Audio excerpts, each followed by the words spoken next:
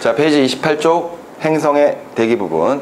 지난 시간에 마지막에 잠깐 이 부분을 좀 다뤄줬습니다. 맞죠?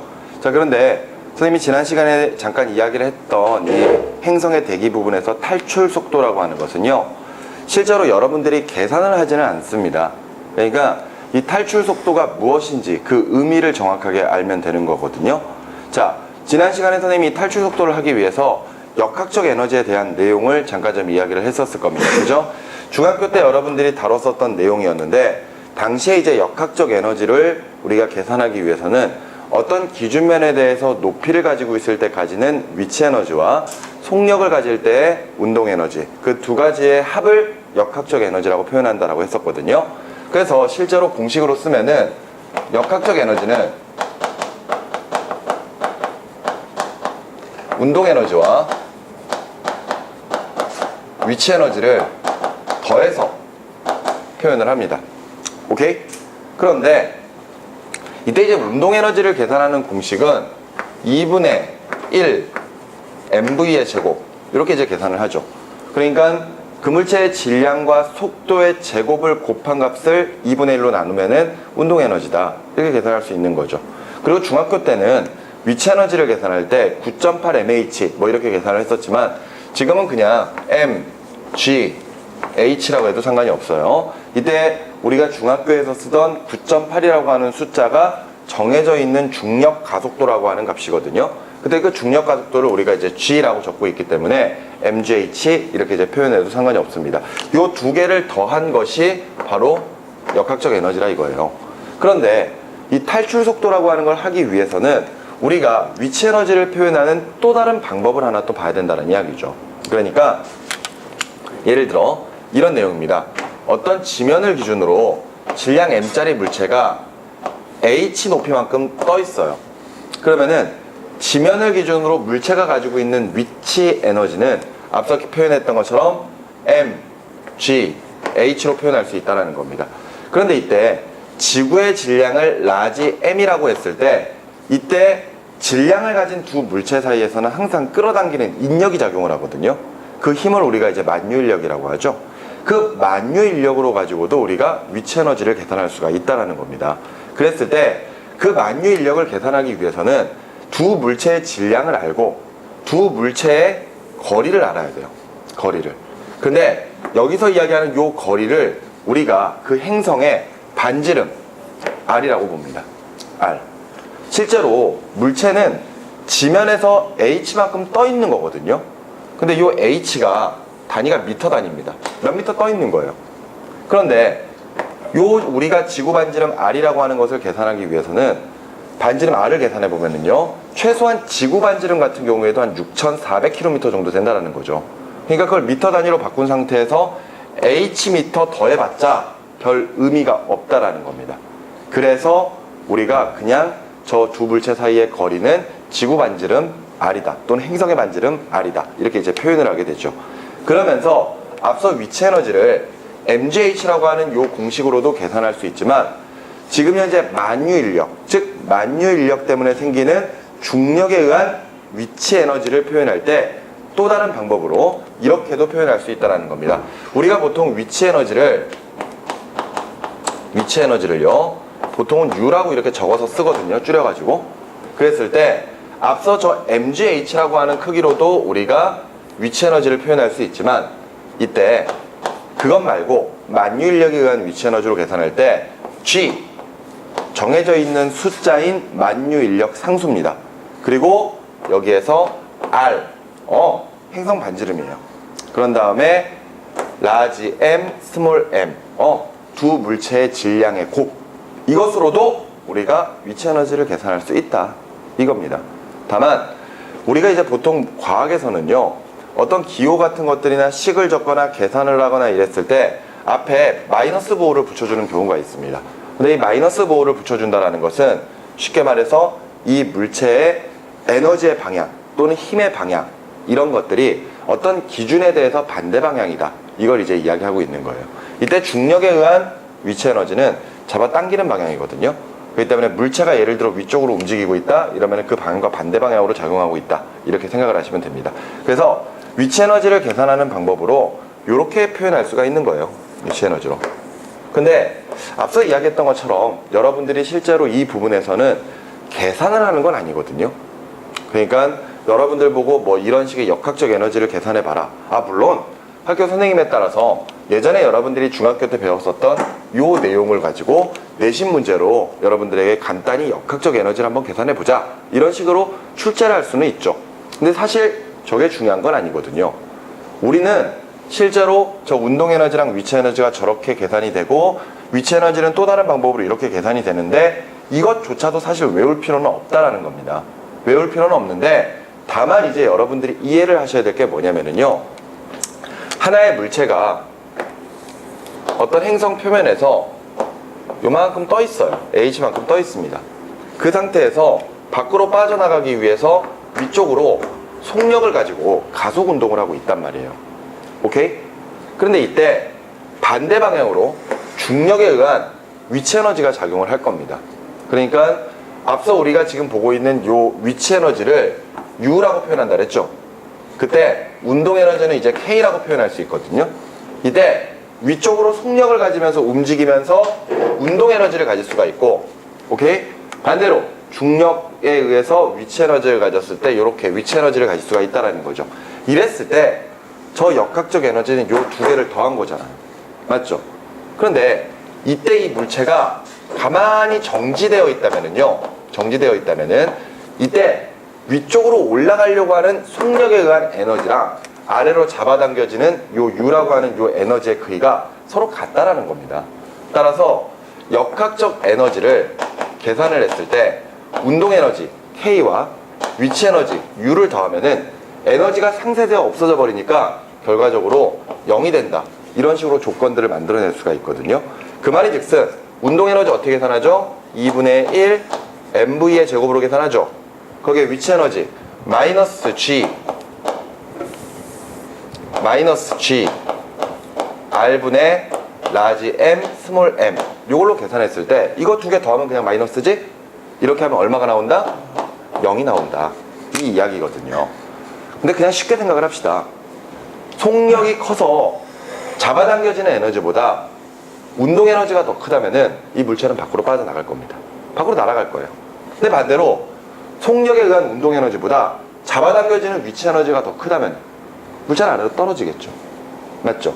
근데 만일 두 에너지 크기가 서로 같다면 가만히 정지 상태에 있는 겁니다. 그 정지 상태에 있을 때가 바로 이 상황이란 이야기예요. 그러면은 정지 상태에 있다고 해가지고 얘가 위쪽으로 움직이려고 하는 속력이 없는 건 아니지. 그러니까 막 움직이려고 하는데 결과적으로는 그 자체에서 그냥 머물러 있는 것 뿐입니다. 그러니까 운동 에너지는 가지고 있다는 뜻이에요. 알겠어? 그러면은 그때 정지 상태에 있을 때 요 속력을 V라고 가정을 했을 때 이 물체의 속력이 만일 V보다 조금이라도 작아지게 된다면은 위치 에너지가 더 커져 버리죠. 그러면 물체가 아래로 떨어져 버립니다. 반대로 V의 속력보다 조금이라도 크면 그때부터는 물체가 밖으로 빠져나가겠죠. 맞죠? 이해되시나요?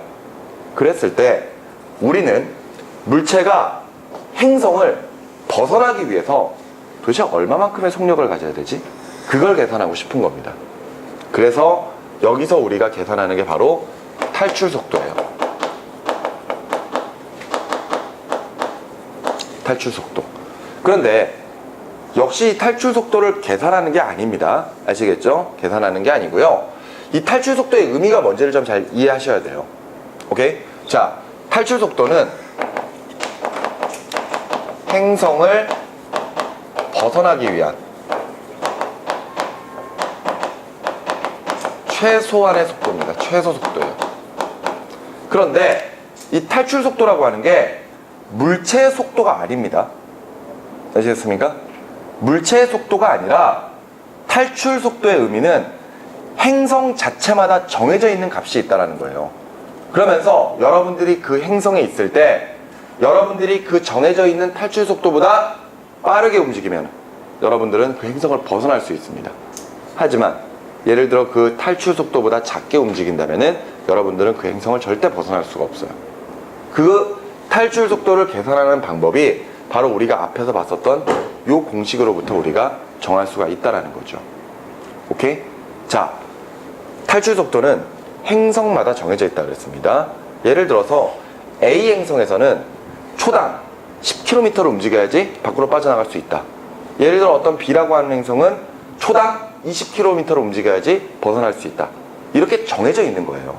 그게 왜 행성마다 정해져 있느냐? 요걸 한번 계산을 해볼까요? 정리를 한번 해볼게요. 자, 앞서 봤던 것처럼 2분의 1 mv의 제곱 마이너스 g r분의 라지 m 스몰 m은 얼마가 나온다고요? 0이 나오죠. 그러면은 이때 절대값으로 봤을 때 2분의 1 mv의 제곱이랑 g r분의 라지 m 스몰 m의 값은 어때야 돼요? 같은 거죠. 여기까지 무슨 말인지 됩니까? 넘겨버릴게요. 그러면은 2분의 1 m v의 제곱은 g r분의 라지 m 스몰 m으로 정리가 되겠죠. 이때 이 속력이 뭐라고요? 이때 속력이 지금 어떤 상황인가? 정지되어 있을 때의 속력인 거죠. 그죠? 그래서 선생님이 이 속력보다 조금이라도 빠르면은 물체가 벗어날 수 있다 그랬었잖아요. 그제? 그 속력을 계산하고자 한다는 겁니다. 그러면은 m과 m은 소거가 되죠. 맞지? 그런 다음에 2분의 1 넘기고 제곱 풀어주면은 v는 하고 정리가 되겠죠. v는 하고 정리하면 루트 r분의 2g 라지 m 이렇게 식이 정리가 될 겁니다. 오케이? 이렇게 계산하면 요 v가 바로 물체가 지금 현재 벗어나기 직전에 가지는 속력이 되는 거죠. 오케이? 그러면 이 속력보다 조금이라도 빠르면 어떻게 된다고요? 밖으로 빠져나갑니다. 이 속력보다 조금이라도 느리면은 못 도망가요. 떨어지겠죠. 그래서 이 속력을 우리가 탈출 속도라고 부르는 거예요. 그런데 탈출 속도 계산할 때 거기에서 쓰였던 어떤 값들을 한번 보시기 바래요. 이때 G라고 하는 것은 우리가 만유 인력 상수라고 표현합니다. 그런데 상수라고 하는 표현들은 다 정해져 있는 숫자들이에요. 그러니까 정해져 있는 값이기 때문에 여러분들이 크게 신경을 안 쓰셔도 된다는 겁니다. 또 다른 것 쓰는 게 뭐죠? 라지 m이죠. 이 라지 m은 과연 뭘까요? m은 질량이거든요. 근데 뭐의 질량일까? 그렇죠. 행성 질량입니다. 행성 질량. 또 하나 R이 나왔네요. R은 뭐죠? 뭐의 반지름? 행성 반지름.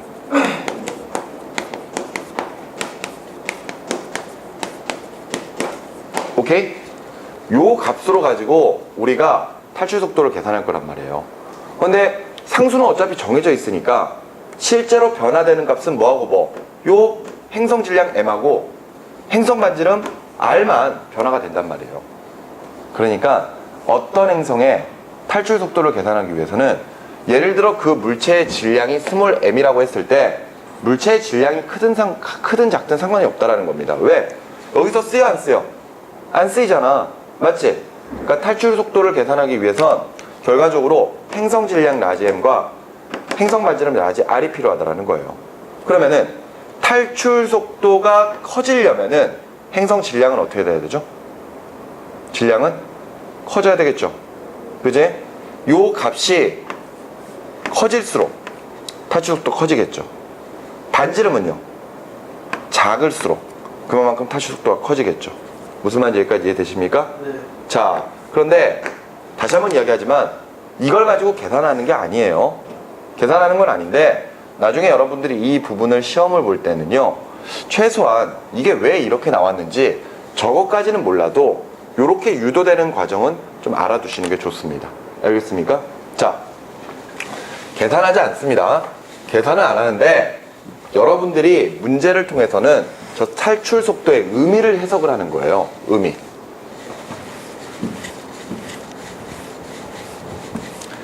어차피 숫자 2와 라지 g는 정해져 있는 숫자죠. 그러니까 무시해도 상관이 없습니다. 그 말은 탈출 속도 v는 뭐에 비례해?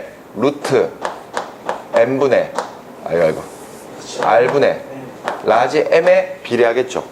됐습니까? 그러면 앞서 정리했던 것처럼 질량 m이 커요. 그리고 반지름이 작습니다. 그러면 V가 어떻다고? 커요. 알겠습니까? 탈출 속도가 큽니다. 물체가 빠르게 움직이고 있다는 뜻이에요. 아니야 얘들아. 탈출 속도가 뭐라고? 행성을 벗어나기 위한 최소한의 속도라고 그랬죠. 탈출 속도가 크다. 그 말인즉슨 예를 들어 어떤 물체가 움직이고 있을 때 그 물체가 움직이는 속력이 있을 거 아니에요. 맞죠? 그리고 그 행성마다 정해져 있는 탈출 속도가 있다는 겁니다. 그랬을 때 탈출 속도가 커. 그러면은 그 물체가 행성을 벗어나기 쉽겠니? 어렵겠니? 어렵겠죠. 이해되시나요? 탈출 속도가 크다라는 것은 결과적으로 행성을 벗어나기 어렵다라는 겁니다.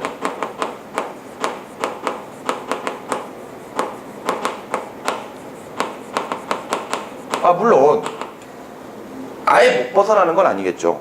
굉장히 빠르게 움직인다면 벗어날 수는 있겠지. 근데 상대적으로 탈출 속도가 크면은 그만큼 행성을 벗어나기가 어려운 겁니다. 이해되시나요? 반대로 자, 행성의 질량 나지엠이 작아요. 반대로 반지름은 큽니다. 그러면 탈출 속도 어때요? 탈출 속도 작겠죠. 그러면 탈출 속도가 작아. 물체가 움직이는데 좀만 빠르게 움직이면 탈출 속도에 금방 도달할 수 있겠죠. 그 말은 무슨 얘기죠? 행성을 벗어나기 쉽다 어렵다? 그렇죠. 행성을 벗어나기 쉽다. 바로 이렇게 해석이 되는 겁니다. 이해되시나요? 자, 우리가 지금 보고 있는 이 탈출 속도는 각각의 행성들을 벗어나기 위한 최소한의 속도예요. 그래서 실제로 계산을 해보면은 물체의 질량과는 아무런 관련이 없습니다. 중요한 건 뭐? 행성 질량. R, 행성 반지름. 이렇다는 거죠. 됐습니까? 이 두 가지의 값으로 가지고 탈출 속도가 정해지는 거예요. 그래서 탈출 속도가 크다. 그 행성을 벗어나기 어렵겠구나. 반대로 탈출 속도가 작다. 행성을 벗어나기 쉽겠구나. 이렇게 여러분들이 각각 해석을 하시면 됩니다. 자, 우리 교재에 보시면은요. 탈출 속도에 대한 내용 밑에 지구와 이제 이야기를 해놓은 게 있거든요. 근데 사실 여기 교재에 나와 있는 내용은요. 여러분들 교과서에서는 보지 못할 내용들일 겁니다. 왜 그러냐면은요. 이 사실 탈출 속도라고 하는 것 중에서는 지금 교재에서 보시는 것처럼 제1 우주 속도와 제2 우주 속도가 있거든요. 오케이? 예를 들어 지구에서의 탈출 속도가 있을 거 아니에요. 지구에서의 탈출 속도. 지구의 탈출 속도는 봐요. 지구 탈출 속도는 11.2km/s입니다. 그러니까 초당 11.2km를 움직이기 시작을 하면은 그때부터는 행성을 벗어날 수 있거든요. 생각보다 굉장히 빨리 움직여야 되죠. 여러분들 왜 인공위성 쏠 때 보면은 우주선이 콱 하고 날아가잖아요. 근데 뭐 생각보다 이렇게 느리게 쫙 올라가는 것 같은데 얘네들이 올라가면서 굉장히 빠른 속도로 가속을 하기 시작을 합니다. 그래서 실제로 10초가 안 되는 순간에 음속을 돌파해 버리거든요. 보통 음속이 초당 340m를 갑니다. 내가 야! 이러면은 1초 뒤에 340m까지 가 있다는 거예요. 굉장히 음속도 빠르거든요. 341km 안 되죠? 그래. 근데 몇 초, 10초도 안 되는 그 짧은 순간에 음속을 돌파하고 계속 가속을 합니다. 알겠습니까? 그래서 속도가 초당 몇 킬로미터씩 계속해서 빨라지는 때까지 계속해서 증가를 하게 되는 거예요. 그런데 예를 들어 만일 그 인공위성을 실은 우주선이 초당 11.2km를 넘어가 버리잖아요. 그러면 그때는 완전히 지구 궤도를 벗어나서 예를 들어 달로 간다든지 아니면 다른 행성으로 이동을 할 수가 있는 거죠. 근데 우리 교재에 나와 있는 제1 우주속도와 제2 우주속도라고 하는 것은 뭐냐면요. 제1 우주속도는 행성을 벗어나지는 못하고 행성 주변으로 일정한 궤도를 따라 빙글빙글 돌고 있을 때의 속도를 제1 우주속도라고 합니다. 그리고 이제 제2 우주속도가 완전히 행성을 벗어나는 속도거든요. 그러니까 여러분들이 배우는 탈출 속도라고 하는 요게 결과적으로 제2 우주속도예요. 예를 들어 볼까요? 지구에서 인공위성을 쏩니다. 인공위성을 쏘는데 이 인공위성의 속력이 만일 7.9km/s보다 느리잖아요. 그러면은 떨어집니다. 지구로. 무슨 말인지 아시겠나요? 뭐 이렇게 보시면 돼요. 봐봐요. 지구가 이렇게 있는데 인공위성 이렇게 해서 빙글빙글 돌고 있어. 빙글빙글 이렇게 돌고 있단 말이야. 근데 이때 인공위성은 이런 식의 원궤도를 그리면서 돌고 있어요. 근데 이 원궤도를 돌기 위해서는 최소한 속력이 7.9km/s 정도 돼야 된다는 거죠. 그런데 만약 이 속력보다 느리면은 얘가 돌다가 이렇게 아래쪽으로 떨어지는 겁니다. 됐습니까? 그랬을 때 이 원궤도를 그리면서 돌 수 있는 속력을 제1우주속도라고 해요. 그러면 이제 이거보다 속도가 빨라지잖아요? 그럼 얘가 점점 어떻게 되냐면은 이런 식으로 타원 궤도를 그리면서 돌기 시작을 합니다. 그래도 일정한 궤도를 따라 돌아요.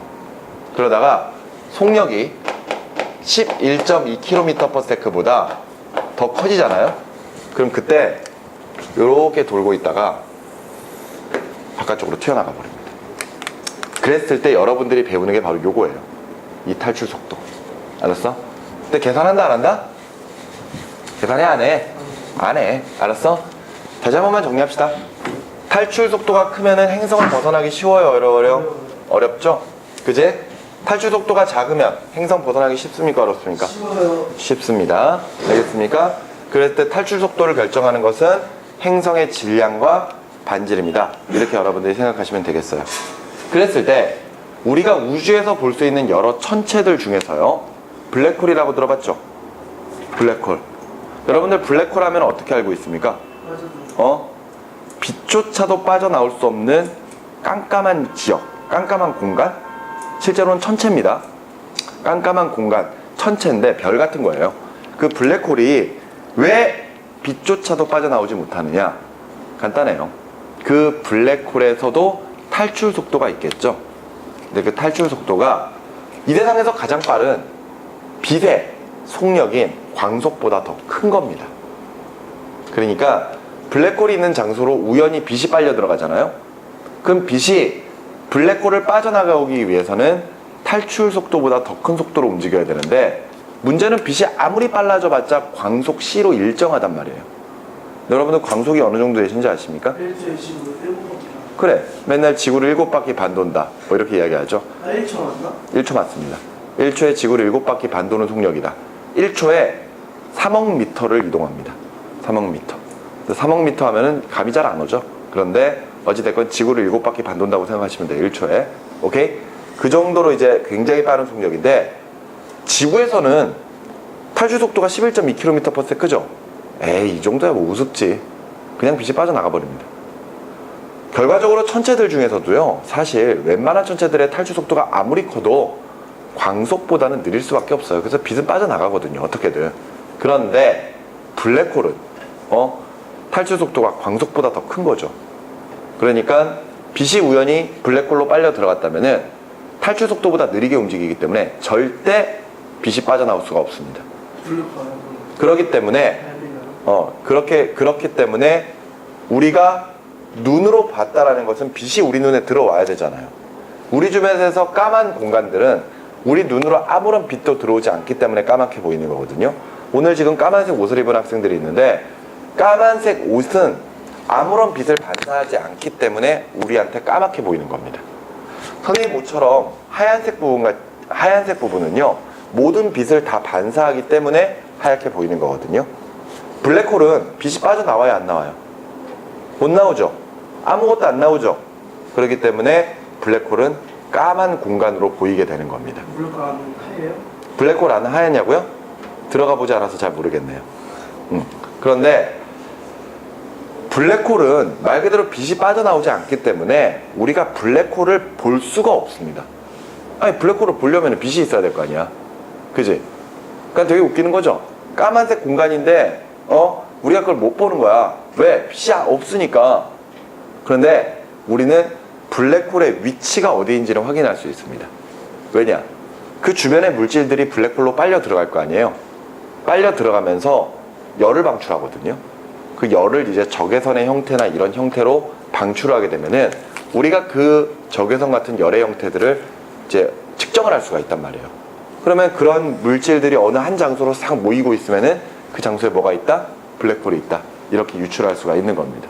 됐습니까? 탈출 속도는 물체가 움직이는 속도가 아니에요. 다시 한번 이야기하지만 아시겠습니까?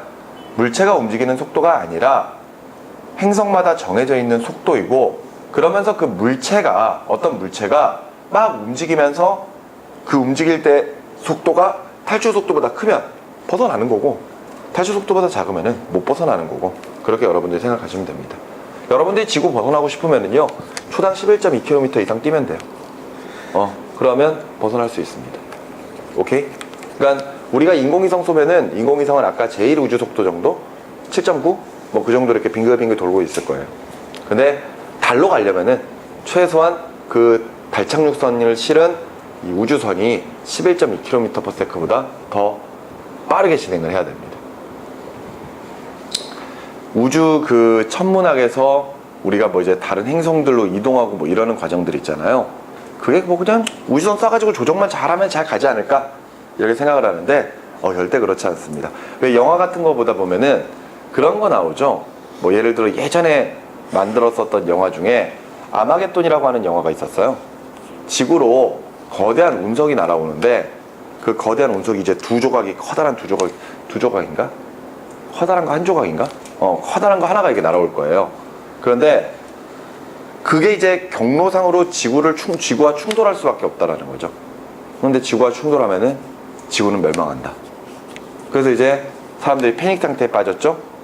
그래서 지구에서 저 운석을 향해서, 운석으로 가서 운석을 폭파시킬 수 있는 그런 기술자들을 모읍니다. 그래가지고 실제로 이제 두 대의 우주선에 나눠 타고 그 운석으로 가요. 그래서 그 운석의 크기가 어마어마하게 크거든요. 뭐 쉽게 말하면 달보다는 좀 작지만 그래도 커다란 운석이라고 생각하면 됩니다. 그래서 그런 운석까지 가서 그 운석에 내려가지고 운석에다가 핵폭탄을 설치해서 사람들 탈출하고 핵폭탄 터뜨리고, 그러면서 운석이 쪼개져 가지고 지구를 비껴 나간다. 뭐 그런 식의 영화들이 있었거든요. 그랬는데 운석이 어마어마하게 커요. 우주선에 비해서 운석이 어마어마하게 큽니다. 그러니까 뭐 쉽게 말하면 서울만한 크기의 운석이 날아오고 있다고 생각하면 돼요. 거기에 우주선 한 대, 두 대가 내리면 되거든요. 그러면은 여러분들 생각했을 때, 그거 내리는 게 뭐가 힘들까 이렇게 생각되죠. 근데 실제로 만약 그런 상황에 운석이 날아오고 있고, 만약 우주선이 거기에 착륙할 수 있으려면은요, 그 확률 자체가 이 정도? 예를 들어 내가 총을 팡 쐈어. 총알이 날아가지. 근데 멀리서 다시 그 총알을 향해서 총을 쏘는 거예요. 그럼 총알이 또 날아가겠지. 먼저 날아가던 총알과 나중에 날아오던 총알이 둘이 부딪힐 수 있는 확률보다 더 작습니다. 거의 불가능에 가깝다라는 거죠. 근데 그런 확률을 뚫고 예를 들어 달에도 착륙하는 거고, 화성으로도 큐리오시티 보내는 거고, 그러는 겁니다. 그러니까 전 세계에 머리 좋은 사람들이 다 그 나사 같은 데 모여가지고 그걸 연구하고 있는 거죠. 여러분들도 꼭 그랬으면 좋겠습니다. 왜? 절대 그럴 일이 없다고요? 사람 이름 모르는 거 아닙니까? 그렇지 않습니까? 나사 들어갈 정도 머리가 있었어요. 네? 나사 들어갈 정도 머리가 좋았으면 전교 1등 했겠죠. 지금 전교 1등을 못하니까 나사를 절대 들어갈 수 없다. 어떻게 그런 논리가 있어? 그럼 전교 1등은 다 나사에 들어가야 되는 거야? 논리가 약간 좀 논리가 좀 이상해서. 논리가 좀 체계적인 게 있거든요. 논리가 지금 토막토막. 이 친구가 논리가 굉장히 논리적이에요? 근데 막 논리 막 이렇게 대결하는 사이트도 가입하고 그런 거. 정말? 굉장히 논리적이면은 재미가 없겠네. 자기만의 논리가 있어요. 그것도 자기만의 또 특별한 논리가 있나요? 나중에 대학 들어갈 때 논술 준비하면 잘 되겠네. 한번 두고 봅시다. 자, 어때요? 탈출 속도 이해되시나요? 네. 오케이, 좋습니다. 자, 일단 탈출 속도가 무엇인지 좀 잘 기억을 좀 해두시기 바라고요. 자, 그 다음에 분자의 구조와 성질 부분을 보도록 하겠습니다. 분자의 구조와 성질.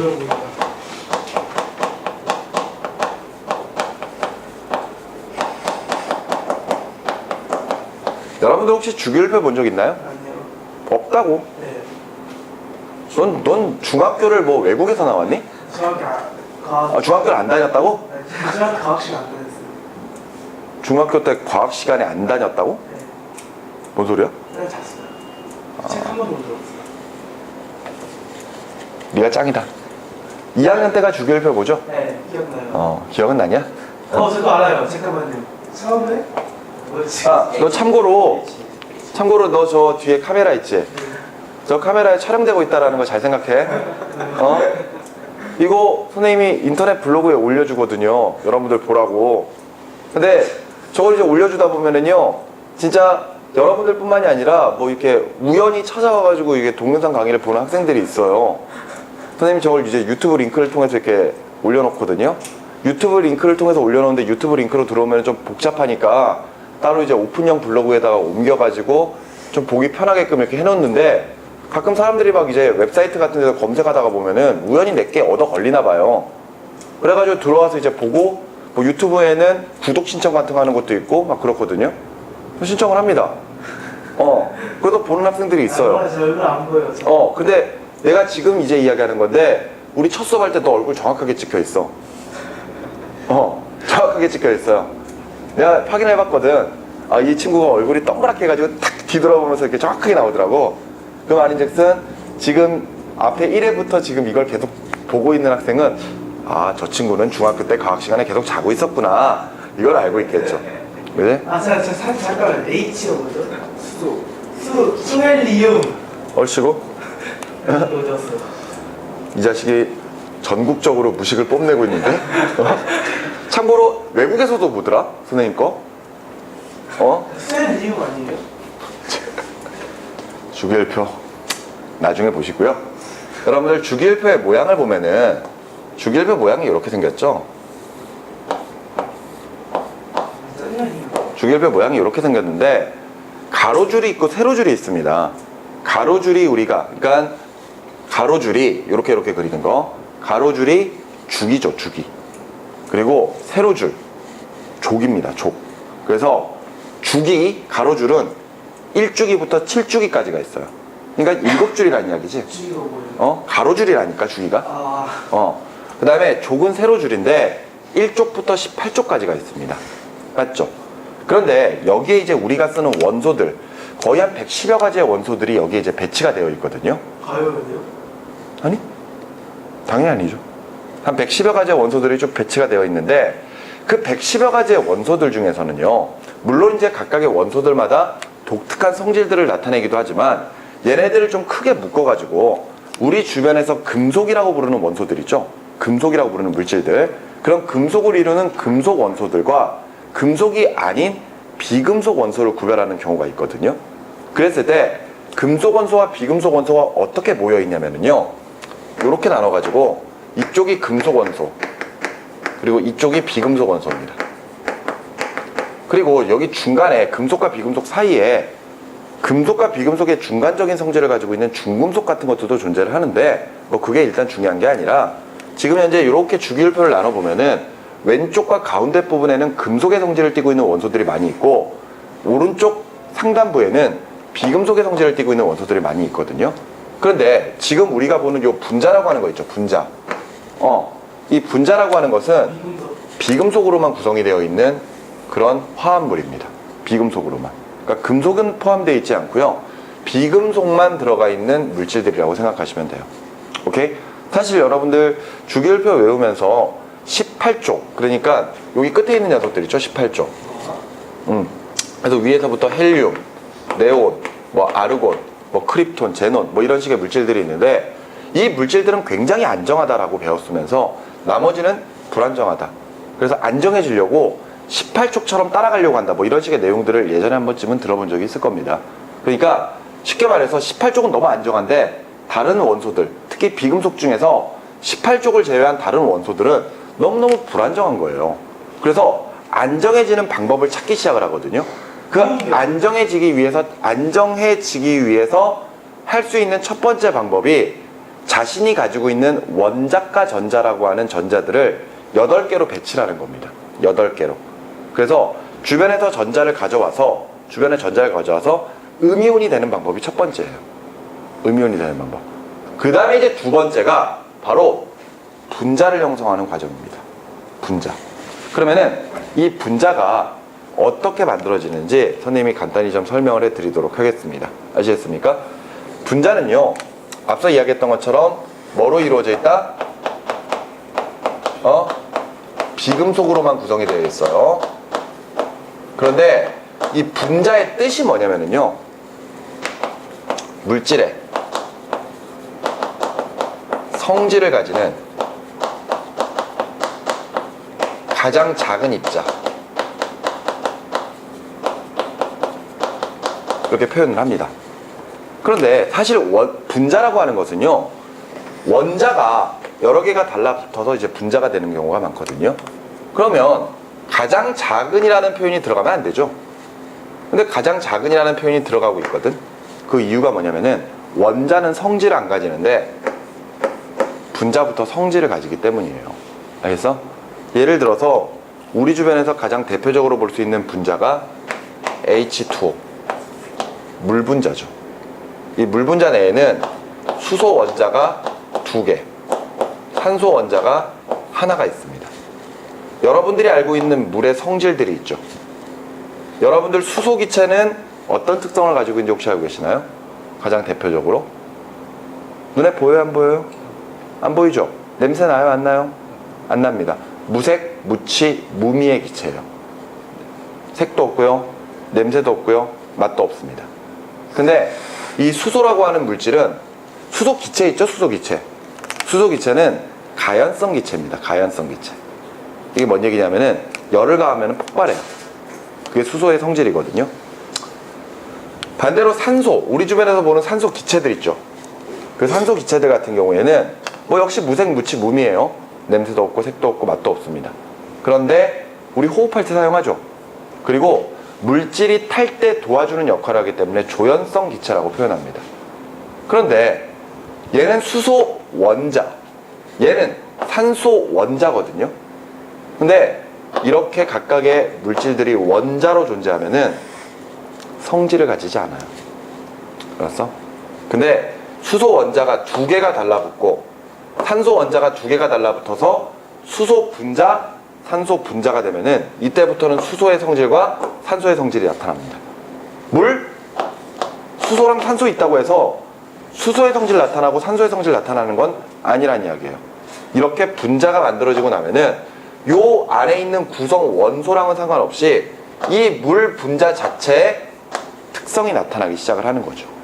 오케이? 그래서 성질을 가지는 가장 작은 입자다라고 표현할 수 있다라는 거예요. 오케이? 그런데 분자가 어떻게 만들어지느냐? 분자는요, 옥텟 규칙을 만족하기 위해서 일어나거든요. 자, 옥텟 규칙이라고 하는 게 뭐냐면은 여기 옥텟에 옥타라고 하는 말이 숨어 있어요. 옥타. 근데 이 옥타라고 하는 표현이 숫자 8을 의미하거든요. 숫자 8. 그러니까 옥텟 규칙을 우리나라 말로 바꾸면은 8전자 규칙이라고 표현합니다. 8전자 규칙. 이게 뭐냐? 자, 보세요. 원자는 가운데 원자핵이 있죠.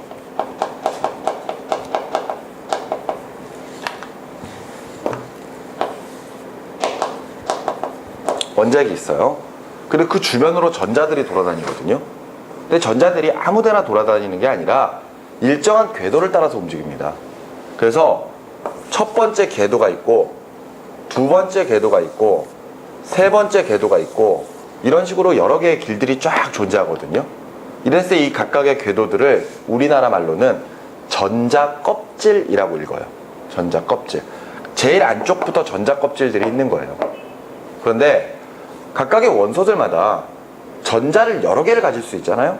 근데 그 여러 개의 전자들이 여기 궤도에 어디에나 존재할 수는 있지만 얘네들이 가장 안정해지려면은 가장 안쪽 전자껍질부터 배치를 해야 되거든요. 그러니까 요 첫 번째 전자껍질부터 배치를 해야 돼요. 근데 전자껍질마다 채워질 수 있는 전자의 수가 있다고 생각하시면 됩니다. 이때 가장 안쪽에는 2개를 채워요. 2개까지. 오케이? 근데 전자가 2개보다 더 많다. 그럼 2개를 채우지. 그런 다음에 이제 두 번째 전자껍질은 여기다 채울 겁니다. 여기다가 채우는데 두 번째 전자껍질에는 8개까지 채우면 된다고 생각하시면 돼요. 됐나요? 그리고 그것보다 더 많다. 그러면 그 다음에 전자껍질을 채우겠죠. 그죠? 그런데 사실 세 번째 전자껍질은 훨씬 더 많은 전자를 채울 수 있지만 그냥 8개를 채우면 된다. 이렇게 생각하시면 됩니다. 첫 번째 껍질을 제외하고요. 그 다음부터는 최대 전자를 8개까지 채워줘야 돼요. 이때 옥텟 규칙이라고 하는 말은요. 첫 번째 전자 껍질은 2개만 채우면 되는데 나머지 전자 껍질은 8개씩 채워야지만 이 물질이 안정하다. 이렇게 표현할 수가 있는 겁니다. 예를 들어서 수소를 좀 볼까요? 수소? 수소 같은 경우에는 원자 번호가 1번이에요. 근데 여러분들 원자 번호가 뭘 의미하는 거죠? 뭐의 개수? 원자 개수? 전자 개수. 요 숫자 1이 뭐야? 숫자 1. 하나. 아니 이게 원자 번호잖아. 이 원자 번호가 의미하는 게 뭐냐면은요. 그 원소가 가지고 있는 양성자의 수입니다. 여러분들 핵 속에는 플러스를 띠고 있는 양성자들과 아무런 전자를 띠지 않은 중성자가 있다는 거 알고 계시죠? 옛날에 배운 적 있지? 나중에 여러분들 학년 높아져서 2학년 되면은 이 부분 더 자세하게 배울 겁니다. 근데 이것만 알고 계세요. 원자에게는 플러스를 띠고 있는 양성자가 있고 아무런 전하를 띠지 않은 중성자가 있어요. 그리고 이제 바깥쪽으로 뭐가 돌아다녀? 전자가 돌아다니겠지. 근데 이때 요 원자핵은 양성자 때문에 플러스를 띠거든요. 근데 전자는 마이너스야. 근데 원자는 항상 중성이어야 되거든. 근데 요 양성자 하나의 플러스임과 전자 하나의 마이너스임이 똑같아요. 부호만 반대고. 알았어? 그러니까 양성자가 예를 들어 2개가 있다면은 중성이 되기 위해서 전자가 몇 개 있어야 돼? 2개가 있어야 되는 거야. 알았어? 원자 번호가 원래 뭐라고요? 양성자 수입니다. 그런데 어차피 양성자 수와 전자의 수가 같죠. 오케이? 그러면 잘 봐. 수소는 가운데 원자핵이 있어요. 원자핵이 있어. 여기 양성자가 하나 들어있겠지? 그럼 전자가 하나밖에 없을 겁니다. 그럼 요 녀석은 전자를 첫 번째 전자 껍질에다가 이렇게 하나만 채우면 되지. 맞지? 네. 그런데 다른 전자 껍질은 8개를 채워야 되지만 첫 번째 전자 껍질은 몇 개 채워야 돼요? 2개 채워야 되지. 맞지? 얘 안정해, 불안정해? 불안정하지? 그러니까 안정해지려고 바깥쪽에서부터 전자 하나를 이렇게 가져오는 겁니다. 오케이? 이런 현상이 벌어져요. 자, 예를 들어 플로린 한번 볼까요? 플로린. 플로린은 원자 번호가 9번이에요. 그럼 자, 얘는 양성자 몇 개? 9개. 전자 몇 개? 9개죠. 자, 9개의 전자가 첫 번째 전자 껍질에 몇 개 배치돼? 2개 배치되겠죠. 그런 다음에 두 번째 전자 껍질에 몇 개 배치되니? 7개. 남는 전자들 하나, 둘, 셋, 넷, 다섯, 여섯, 7개까지 딱 배치가 되겠죠. 이때 플로린은 원래 9개의 전자를 가지고 있지만 이렇게 전자를 딱 배치해 봤을 때 가장 바깥쪽 전자 껍질에 있는 전자들 있죠. 이 전자들을 원자가 전자라고 표현합니다.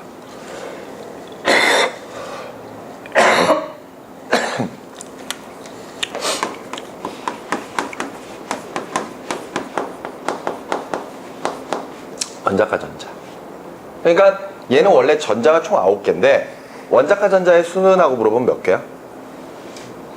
원자가 전자의 수는 몇 개야? 이러면 몇 개니? 하나, 둘, 셋, 넷, 다, 여, 7개라니까? 알았니? 이해돼요? 수소 원자가 전자 몇 개일까요? 하나야. 얘는 첫 번째 전자 껍질 하나밖에 없잖아. 거기 하나 있지? 그럼 얘는 원자가 전자 하나예요. 알았어? 얘는 7개. 근데 옥텟 규칙이라고 하는 게 가장- 뭔 소리야? 첫 번째 거에 있는 원자가 전자. 뭐가 연계야? 저 플로리아 원자가 7개예요. 7개. 하나, 둘, 셋, 넷, 다, 요, 7개. 그러면 저건 두 번째 전자 어떻게? 아유, 뭔 소리야. 원자가 전자라고 하는 게 그 원소가 가지고 있는 전자 껍질 중에서 가장 바깥쪽 전자 껍질의 전자수라니까. 얘는 하나밖에 없으니까 그냥 하나에 있는 하나지. 오케이? 얘는 7개. 그럼 얘 지금 안정해, 불안정해? 불안정해. 왜? 전자를 몇 개 맞춰야 된다고? 8개를 맞춰줘야 돼. 그러니까 얘도 어디선가 전자 하나를 이렇게 빌려와야 되겠죠. 이해되시나요? 산소 같은 경우에는 원자 번호가 8번이거든요. 그럼 자, 첫 번째 전자 껍질에 몇 개? 2개 채우고, 2개 채우고, 그 다음 전자 껍질에 몇 개? 6개. 그러면 하나, 둘, 셋, 넷, 다섯, 6개. 원자가 전자 몇 개? 6개. 자, 안정해, 불안정해? 불안정하지. 그래서 바깥쪽에서 안정해지기 위해서 전자 몇 개 가져와야 돼요? 2개 가져와야 되겠죠. 이런 현상이 벌어지는 거야. 알았어? 자, 그런데 왜 분자라고 하는 구조가 만들어지느냐? 사실 비금속들은요, 얘네들이 옥텟 규칙을 만족하기 위해서 항상 외부에서 전자를 가져오려고 하거든요. 항상 전자를 가져오려고 해. 그런데 만일 비금속들끼리 있다고 쳐봐. 그러면은 둘 다 가져오려고 할 거 아니야? 그지? 아니 뭐 없는 데서 전자를 만들 수 있는 것도 아니고, 그지? 예를 들어 수소가 2개가 있다고 쳐봅시다. 수소 원자가 2개가 있어요. 그럼 수소마다 각각의 전자 껍질에 자신이 가지고 있는 전자가 이렇게 있을 거 아니야. 이걸 전자라고 합시다. 오케이? 그러면 얘도 지금 하나가 부족하고 얘도 지금 하나가 부족한 거지. 이해돼요? 그러면 나 하나 부족하니까 너 내놔 이럴 거 아니야. 근데 얘도 나도 하나 부족하니까 네 돈 내놔 이럴 거 아니야. 둘 다 서로 가지려고 하니까 막 치고받고 하겠죠. 그러니까 그게 싸움이 안 끝나니까 얘네들끼리 합의를 보는 겁니다.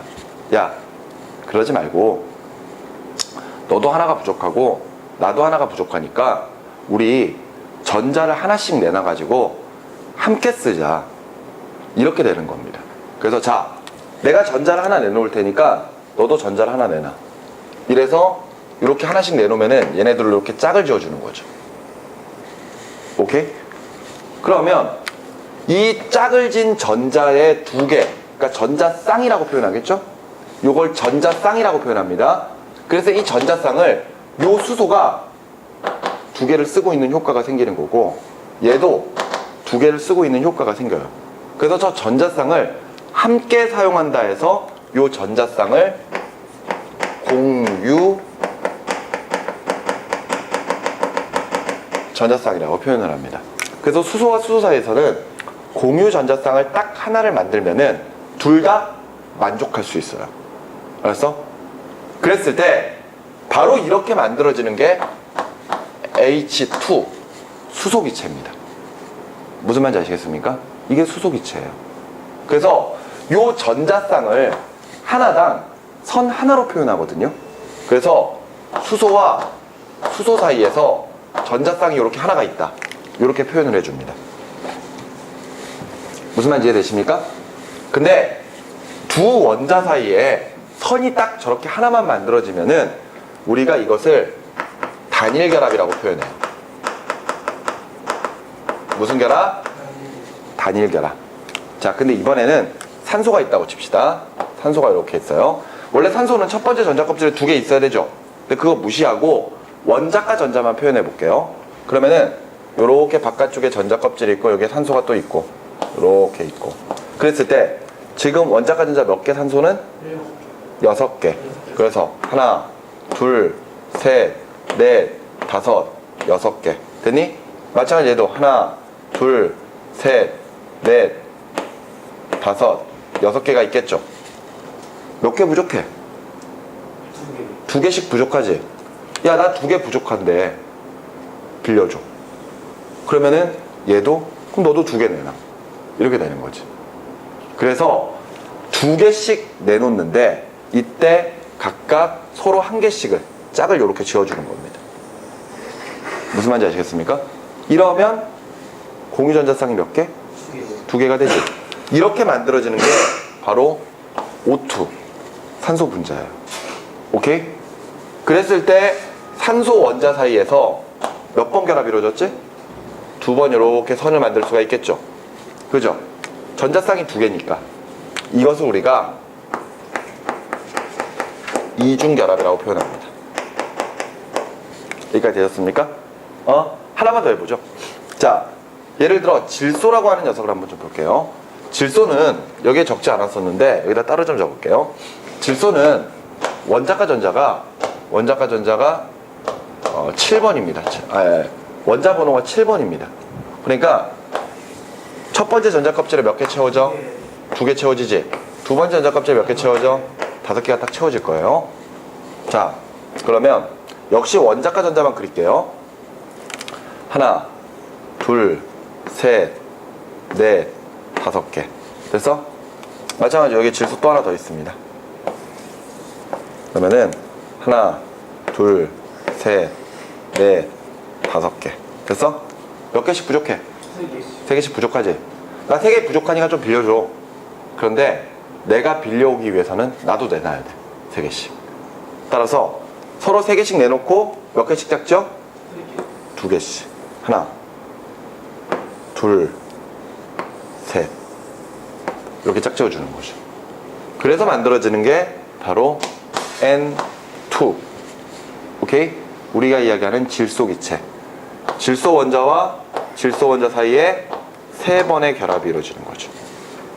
그래서 이런 결합을 우리가 삼중결합이라고 표현합니다. 됐어요? 근데 선생님이 지금 현재 같은 원자들끼리만 이야기를 하고 있거든요. 같은 원자들끼리. 근데 서로 다른 원자들끼리도 저렇게 결합할 수 있겠죠? 아까 선생님이 대표적으로 물 분자 이야기를 했었는데 물 분자는 이런 구조입니다. 물은 H2O잖아요. 이때 산소가 있어. 산소가 원자가 전자 몇 개? 6개. 하나, 둘, 셋, 넷, 5, 6개. 됐어? 2개 부족하네? 근데 주변에 수소가 덜렁덜렁 돌아다니고 있는 거야. 근데 수소는 전자가 몇 개? 1개. 야, 나 하나 부족하니까 하나만 빌려줘. 너도 내놔. 함께 쓰자. 근데 이렇게 쓰면 수소는 상관없죠, 이제. 수소는 끝이잖아. 2개만 있으면 되니까. 근데 산소는 아직 하나가 부족하지. 그래서 주변에 있는 또 다른 수소 하나를 또 가져오는 겁니다. 너 내놔. 오케이. 콜. 나도 내놔. 이게 물 분자예요. 알았어? 그러니까 선으로 표현하면은 산소가 있고 수소 이렇게 표현할 수 있는 거겠지. 예를 들어 이산화탄소 CO2 같은 경우에는요, 가운데 탄소가 있어요. 근데 이 탄소가 원자가 전자가 4개거든요. 원자 번호가 6번이라서 하나, 둘, 셋, 넷 이렇게 있는 거지. 근데 옆에 산소가 하나 붙었어. 산소가 원자가 전자가 몇 개? 6개. 둘, 셋, 넷, 5, 6개잖아요. 나 2개 부족해. 빌려줘. 콜. 됐니? 근데 탄소는 아직 2개 부족하지. 그러니까 산소 하나를 더 가져오는 겁니다. 6개. 하나, 둘, 셋, 넷, 5, 6. 됐어? 빌려줘. 콜. 이렇게 되는 거죠. 그러니까 지금 현재 탄소가 각각 산소와 이렇게 이중결합을 형성을 하는 겁니다. 오케이? 무슨 말인지 이해되셨나요? 지금 여러분들이 보고 계시는 내용이 이제부터 우리가 분자를 들어가기 위해서 일단 기본적으로 분자가 어떻게 만들어지는 건지 그것을 알려드리는 내용이었습니다. 여기까지 아시겠습니까? 오케이? 자, 잠깐만 좀 칠판 좀 정리를 하고 계속 가도록 할게요. 자, 그러면 이제 실제 교재에 나와 있는 내용 페이지 29쪽에 보시면은 분자의 구조와 성질 나와 있죠. 자, 거기부터 볼게요. 첫 번째 내용은 끓는 점이 행성의 표면 온도보다 낮은 물질은 그 행성에서 기체로 존재한다고 되어 있습니다. 끓는 점이 뭐죠? 끓는 점이요. 끓는 점이 뭡니까? 물질가 끓는 점. 물질이 끓는 점이 뭐에서 뭐로 바뀌는 거예요? 액체에서 기체로. 그렇죠. 액체에서 기체로 바뀔 때죠. 보통 일반적으로 고체 상태의 물질을 열을 가해서 점점 온도를 높여보다 보면은요, 시간에 따라 온도 변화를 살펴볼 때 처음에는 온도가 이렇게 올라가다가 어느 순간부터는 온도가 변하지 않고 일정한 순간이 생기죠. 그러다가 다시 온도가 올라가고 또다시 일정하다가 다시 온도가 올라갑니다. 맞죠? 이랬을 때 처음에 온도가 올라가는 구간은 물질이 고체 상태로 존재할 때, 그런데 요 지금 현재 온도가 일정히 유지되는 상태가 뭐에서 뭐로 바뀔 때? 고체에서 액체로 바뀔 때. 그리고 나서 다 변하고 나면 이제 뭐로 바뀌는 거예요? 액체 상태만 존재하는 거죠. 그리고 나서 다시 또 평행하게 유지가 될 때는 어디에서 어디로 갈 때? 액체에서 기체로 갈 때. 그리고 마지막은 기체만 남아있는 거죠. 그랬을 때 고체에서 액체로 요 상태 변화하는 요 온도를 녹는 점, 그 다음에 액체에서 기체로 상태 변화할 때 요 온도를 끓는 점, 이렇게 표현을 하는 거잖아요. 행성들은 각각 뭐 태양으로부터의 거리나 또는 그 대기 성분이 뭐냐에 따라서 그 행성 표면의 온도가 낮을 수도 있고 높을 수도 있습니다. 그런데 예를 들어서 어떤 물질이 액체 상태에 있거나 또는 기체 상태에 있으려면요, 그 표면 온도가 끓는 점과 높으냐 또는 낮으냐 비교했을 때 그 끓는 점보다 높냐 낮냐에 따라서 그게 정해진다는 거예요. 예를 들어서 어떤 물질의 끓는 점이 딱 정해져 있습니다. 여기로. 알았어? 요 온도야. 알았어? 근데 예를 들어 행성의 표면 온도가 여기라고 합시다. 표면 온도가. 그러면은 이때 이 물질은 무슨 상태로 존재하냐 이거죠. 이거 쭉 따라가 보면은 여기잖아요. 맞지? 얘 지금 끓은 거야 안 끓은 거야? 안 끓었죠? 그럼 얘 무슨 상태로 존재하죠? 액체 상태로 존재할 거라는 겁니다. 맞습니까? 그런데 표면 온도가 여기에요. 그러면은 쭉 따라가 보면은 뭐야? 기체네. 맞지? 끓은 거야 안 끓은 거야? 그렇습니다. 끓었지? 그럼 기체로 남아있을 겁니다. 됐나요? 즉, 그 물질들마다 끓는 점이 정해져 있을 거예요. 그랬을 때 표면 온도가 끓는 점보다 높아야만, 그죠? 표면 온도가, 행성의 표면 온도가 끓는 점보다 높아야지 그 물질이 뭐로 존재할 수 있다? 기체로 존재할 수 있다. 알겠습니까? 우리가 앞서 봤었던 분자도요, 고체 상태나 액체, 기체 다 있을 수 있습니다. 쉽게 말하면 얼음, 물, 그 다음에 수증기, 이렇게 세 가지 생각하시면 돼요. 근데 예를 들어 물이 수증기로 존재하려면은 표면 온도가 물의 끓는 온도 100도보다 높으면 좋다는 겁니다. 이해가 되십니까? 그래야지 기체로 존재할 수 있는 거죠. 자, 두 번째 보시면은요, 기체 분자들 사이의 인력이 클수록 그 물질의 끓는 점이 높다. 이거 생각보다 되게 중요합니다. 분자 사이의 힘이, 분자 사이의 힘이 클수록 뭐가 높다?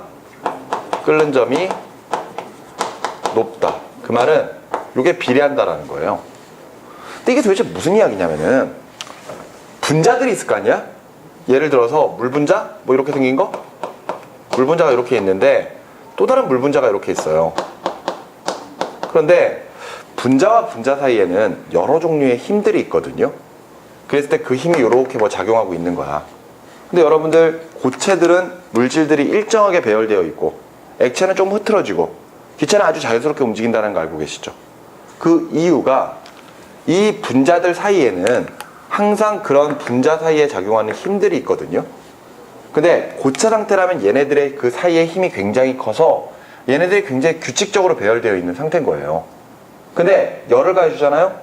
그럼 그 열이 요 지점에서, 녹는 점 지점에서 얘네들을 딱딱 끊어주기 시작을 하는 겁니다. 알겠습니까? 그러니까 조금 끊어지기 시작하니까 얘네들이 좀 자유롭게 움직이니까 액체가 되겠죠. 근데 그렇게 끊어진 상태라고 하더라도 거리가 더 멀어졌어요. 그래도 아주 약하게 힘이 존재를 하거든요. 그러면 그걸 끊기 위해서 또다시 이 지점에서 열을 가해서 얘를 탁 끊어주는 겁니다. 무슨 말인지 여기까지 이해가 되시나요? 이런 식으로 열을 가해서 물질의 분자 사이의 인력을 끊어줘야 되거든요. 그러니까 생각해봐. 분자 사이의 힘이 클수록 끓는 점이 어떻겠니? 높을 수밖에 없겠지. 열이 더 많이 필요할 거 아니야. 맞지? 약하게 잡아당기는 것보다 세게 잡아당길 때 힘을 더 많이 줘야지만 끊어질 거 아니에요.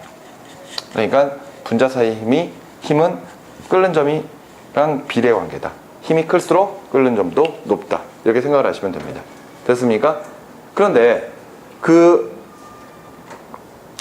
나서 세 번째 보세요. 세 번째 보시면은 원자 상태로 존재하는 헬륨, 네온은 분자간 인력이 매우 약해서 끓는 점이 매우 낮은 온도에서도 기체로 존재할 수 있다고 되어 있죠. 우리가 아까 18쪽에 이 헬륨과 네온이 들어가 있잖아요. 이 헬륨과 네온을 우리가 다른 표현으로 비활성 기체라고 표현하기도 하는데, 거기 이름에 기체라고 하는 말이 들어가 있는 게, 헬륨과 네온은 분자 사이 힘이 엄청 작아요. 엄청 작으니까 너무 쉽게 끊어져 버리는 거야. 그래서 우리 주변에서 헬륨과 네온은 기체 상태로 존재하고 있는 겁니다. 알겠습니까? 자, 근데 네 번째 보시면은 극성을 띠는 분자 사이에서는 정전기적 인력이 작용하여 끓는 점이 높다라고 돼 있죠. 이게 무슨 이야기냐면은, 분자 중에서는요,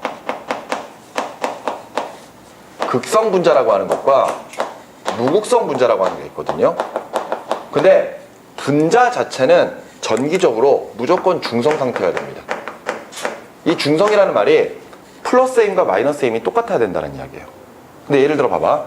극성 분자는 플러스 마이너스의 힘이 똑같은데 어느 한쪽으로 플러스가 좀 쏠려 있고, 오케이? 어느 한쪽으로는 마이너스가 좀 쏠려 있는 상태. 그러면은 플러스가 좀 많이 쏠려 있는 부분은 플러스를, 마이너스가 좀 몰려 있는 부분은 마이너스를 이렇게 띄게 될 거거든요. 그래서 분자 자체가 어느 한쪽에 플러스와 마이너스 극을 가지고 있는 분자를 극성 분자라고 표현합니다. 근데 무극성 분자는 저 플러스와 마이너스가 굉장히 규칙적으로 이렇게 배열되어 있는, 그러니까 전체적으로 다 퍼져 있는 거예요. 그러니까 어느 한쪽으로 몰려 있지 않은 거지. 그러니까 극을 띨까 안 띨까? 안 띄는 거지. 그래서 이게 무극성 분자입니다.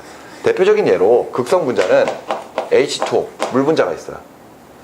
무극성 분자 대표적으로 뭐 이산화탄소 또는 뭐 수소, 뭐 질소, 뭐 이런 것들이 다 무극성 분자들입니다. 아까 우리 물 분자가 저렇게 생겼다 그랬죠? 이렇게 생겼지. 그런데 이때 요 수소 부분이 있죠. 수소 부분. 요 수소 부분이 플러스를 띱니다. 그리고 요 산소 부분이 마이너스를 띄어요. 알았어? 지금 아까 이산화탄소가 탄소가 이렇게 있고 산소랑 이렇게 이중결합되어 있다 그랬죠. 이때는 얘네들 플러스 마이너스가 고르게 퍼져 있어가지고 얘는 아무런 극을 띄고 있지 않아요. 알았어? 그래서 이것을 극성 분자, 이것을 무극성 분자. 극성 분자의 또 다른 예 하나 보여드릴까요? 암모니아 같은 거 있거든요. NH3. 왜 암모니아 냄새 되게 독한 거 알고 있죠? 화장실에서 나는 냄새? 실제 암모니아 냄새는 화장실에서 나는 그 냄새보다 훨씬 더 강합니다. 뭐 좀 궁금하시면 냄새를 한번 좀 맡게 해드릴 수는 있어요. 도전? 암모니아가 보통 이렇게 생겼거든요. 그랬을 때 이번에도 수소 부분이 플러스를 띄어요. 그리고 여기 암모니아가 마이너스를 띱니다. 됐어요? 근데 생각해봐. 예를 들어 극성 분자들끼리 있다고 쳐봐요. 그러면은 예를 들어 극성 분자가 이쪽이 플러스고 이쪽이 마이너스야. 그러면은 옆에 또 하나의 분자가 있으면은 플러스 쪽으로는 뭐가 배열되겠니? 마이너스. 얘는 플러스가 배열될 거 아니야. 야, 그러면은 얘네들 분자 사이의 힘 중에서 요 플러스 마이너스 때문에 정전기적 인력 발생할 거 아니에요. 그럼 무극성 분자는 아무런 전하를 띄고 있지 않잖아. 그러니까 요 사이에 힘 작용할 때 둘 중에 누가 더 클 수밖에 없다라는 거야. 얘가 더 클 수밖에 없다라는 거지. 그지? 정전기적 인력이라도 있으면 더 커질 거 아니에요. 그렇기 때문에 분자 사이의 힘이 좀 더 커진다면 끓는 점도 어떻게 될 것이다? 높아질 것이다.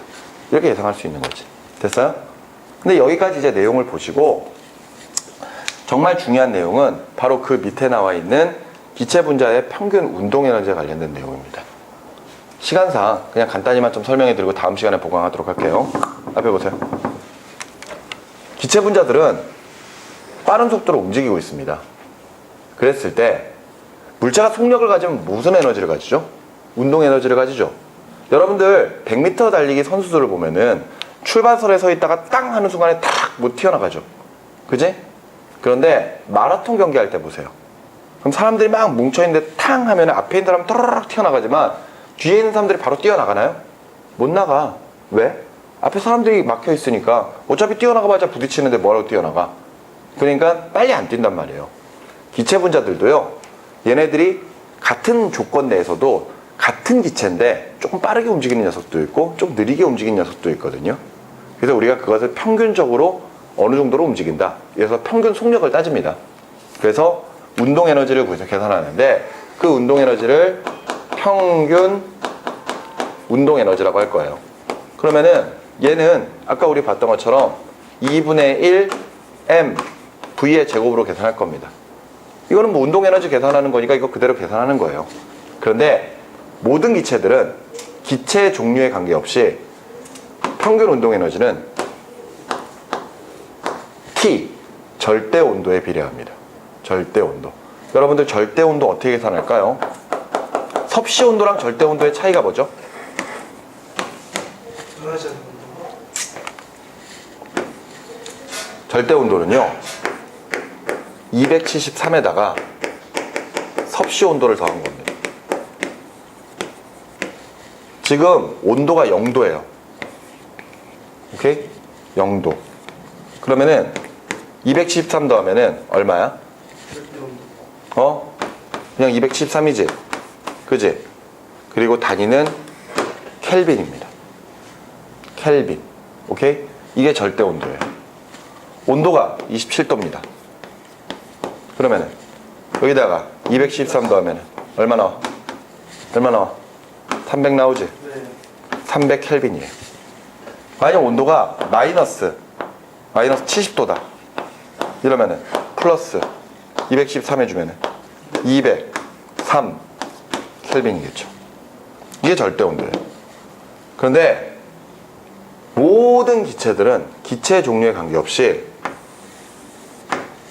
평균 운동 에너지가 절대 온도에 비례합니다. 이게 쉽게 얘기해서 무슨 이야기냐면요. 너네들이 나라는 한 선생님한테 동시에 수업을 듣고 있어요. 그러니까 너네들은 똑같이 내 수업을 듣고 있는 거잖아. 근데 내가 너네들한테 똑같이 100만 원씩 줍니다. 알겠습니까? 만 원짜리 딱 세가지고 100만 원씩 딱딱 줘요. 오케이?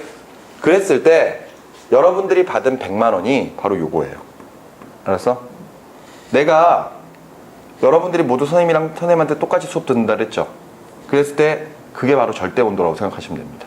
알겠습니까? 그러니까 다른 사람으로 바뀔 수 있는 거잖아. 내가 아니라 다른 사람이 수업할 수 있는 거잖아. 다른 선생님이 수업할 때는 너네들한테 50만 원을 준다거나 200만 원을 준다거나 그럴 수 있다라는 거지. 근데 나는 너네들한테 100만 원씩 줄 거야. 그래서 너네들이 받은 100만 원이 이게 평균 운동 에너지라고. 그런데 너네들은 다 다른 사람들이지. 그런데도 다 똑같이 100만 원씩 받는 거야. 그런데 쓰라고. 근데 각각 돈을 쓸 때 쓰는 방법도 다를 거고 쓰는 시간도 다르지 않겠니? 무슨 말인지 이해돼? 모든 기체들은 온도가 동일하면은 운동 에너지는 다 똑같아요. 그런데 기체들의 종류에 따라 질량이 조금씩 다르잖아. 그러면은 속력 자체가 다르다라는 겁니다. 너네들이 한 번에 돈을 막 쓰는데 얼마씩 쓰느냐에 따라서 빨리 써버리는 애들도 있고 느리게 쓰는 애들도 있을 거 아니야. 그런 개념이라고 생각하시면 돼요. 알겠나요? 여기까지 일단 정리하시고 다음 시간에 이 부분 조금 더 보강하도록 하겠습니다. 아시겠죠? 자, 수고하셨습니다.